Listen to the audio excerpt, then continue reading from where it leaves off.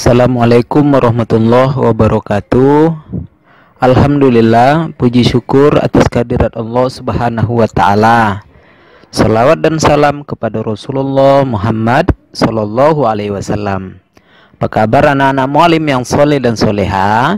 Mudah-mudahan anak-anak mualim yang soleh dan soleha senantiasa sehat walafiat. Amin ya rabbal alamin.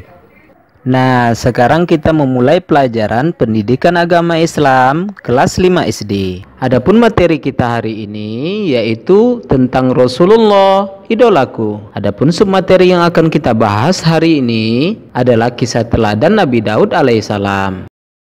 Sebelum memulai pelajaran, anak-anak mualim, marilah kita berdoa kepada Allah Subhanahu wa taala agar ilmu yang kita peroleh akan barokah. Amin ya rabbal alamin.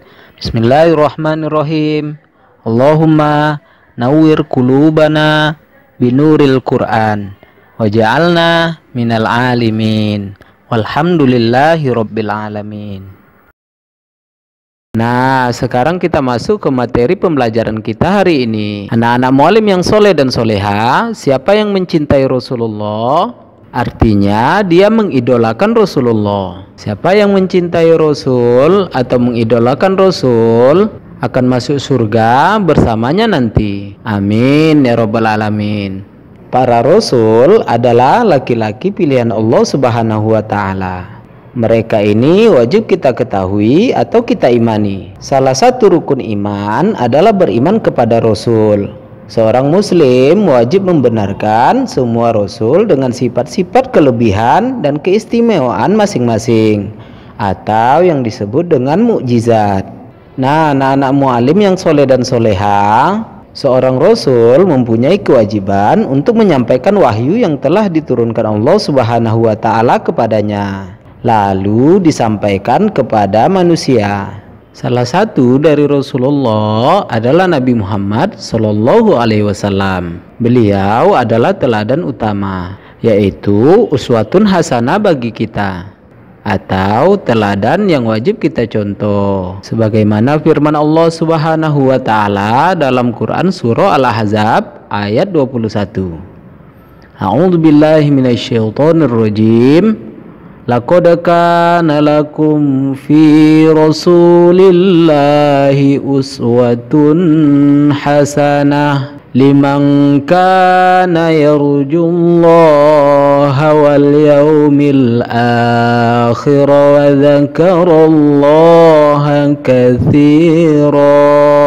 Sesungguhnya telah ada pada diri Rasulullah sallallahu alaihi wasallam itu suri teladan yang baik bagimu, yaitu bagi orang yang mengharap rahmat Allah dan kedatangan hari kiamat, dan yang banyak mengingat Allah Subhanahu wa taala. Quran surah Al-Ahzab ayat 21.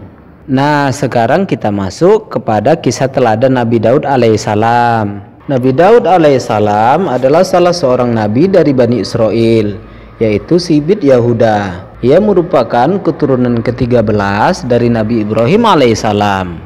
Nabi Daud alaihissalam hidup pada masa Raja Talut yang beriman. Nah, ada juga raja yang bernama Raja Jalut yang kafir. Ketika itu terjadi perperangan antara tentara Raja Talut dan Raja Jalut. Nah, dengan izin Allah, anak-anak mualim, tentara Raja Talut berhasil mengalahkan tentara Raja Jalut. Karena di antara tentara Raja Talut adalah Nabi Daud alaihissalam. Nabi Daud alaihissalam adalah tentara yang bisa menaklukkan Raja Jalut. Suatu ketika sesudah Raja Talut wafat, Nabi Daud alaihissalam diangkat menjadi raja. Allah Subhanahu wa taala memberikan kerajaan dan ilmu pengetahuan kepada Nabi Daud alaihissalam. A'udzubillahi minasyaitonirrajim. Wa rabbuka a'lamu biman fis samawati wal ardh. Walaqad faddalna ba'dun nabiyyina ala ba'di wa atayna Dauda zabura.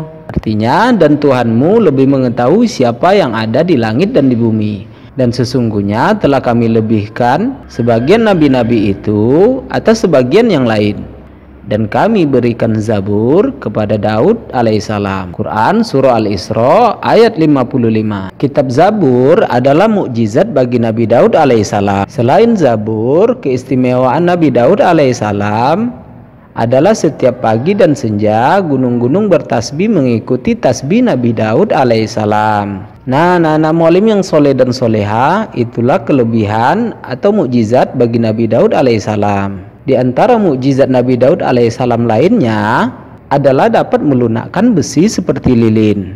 Kemudian ia dapat mengubah-ubah bentuk besi itu tanpa memerlukan api atau peralatan apapun. Dari besi tersebut, Nabi Daud alaihissalam bisa membuat baju besi yang terbuat seperti rantai yang saling terjalin, sehingga siapa yang memakainya akan mudah bergerak. Baju besi ini tidak kaku seperti baju besi lainnya.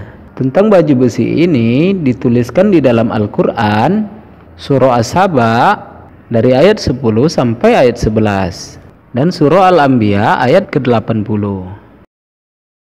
Allah memberikan baju besi sebagai mukjizat kepada Nabi Daud alaihissalam guna melindungi prajuritnya dari musuh-musuh. Nabi Daud alaihissalam adalah seorang nabi yang amat taat kepada Allah Subhanahu wa Ta'ala, terutama sholat malam dan berpuasa separuh tahun. Yaitu Nabi Daud alaihissalam sehari berpuasa, sehari berbuka. Jadi berselang-seling ya. Hari ini puasa, besok berbuka. Dan lebih hebatnya, Nabi Daud alaihissalam tidak pernah lari ketika berjumpa dengan musuhnya. Keistimewaan Nabi Daud alaihissalam lainnya adalah mempunyai suara yang merdu. Apabila Nabi Daud alaihissalam membaca kitab Zabur, suaranya akan terdengar merdu sehingga burung-burung yang berterbangan akan hinggap sementara dan mendengarkan Nabi Daud alaihissalam melantunkan bacaan kitab Zabur. Alhamdulillah, pembelajaran kita sudah selesai. Contohlah sikap Nabi Daud yang selalu beribadah, puasa, dan berani melawan kejahatan. Assalamualaikum warahmatullahi wabarakatuh.